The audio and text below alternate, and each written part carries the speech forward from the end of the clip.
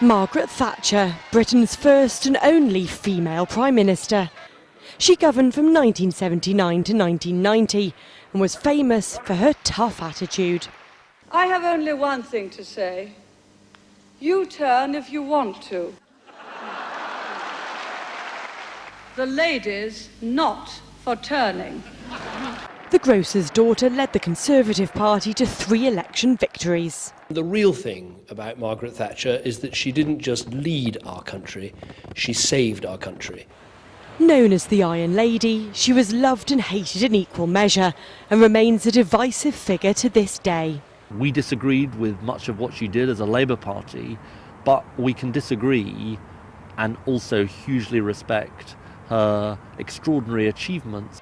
While in 10 Downing Street, she introduced social and economic reforms designed to end what she saw as a spiral of industrial decline, crippling taxes and state control. She privatised numerous state monopolies like gas, oil, steel, telephones and airports, while deregulating the economy. David Tinsley is chief UK economist at BNP Paribas. That emphasis on liberalisation of economies and free markets also meant that that emphasis was really put within the financial sector as well, and you could say that some of the build-up of financial excesses in the 2000s and the subsequent crash found their seeds in the 80s and 90s. In 1985, she stopped a year-long strike by English miners.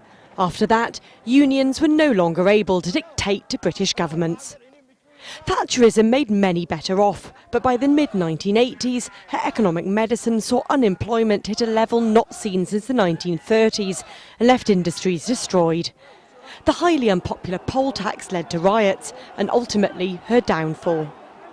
Her right-wing views broke the mould of British politics and have had lasting repercussions. Her reluctance about greater European integration defines Britain's relationship with the EU to this day, says Commission President José Manuel Barroso. She will be remembered both for her contributions and her reserves to our common project.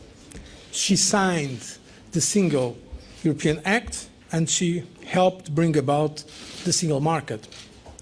She was a leading player also in bringing into the European family the Central and Eastern European countries.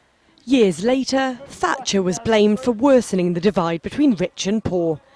But she undoubtedly shaped Britain's economy, which without her would have been more centralised and less flexible.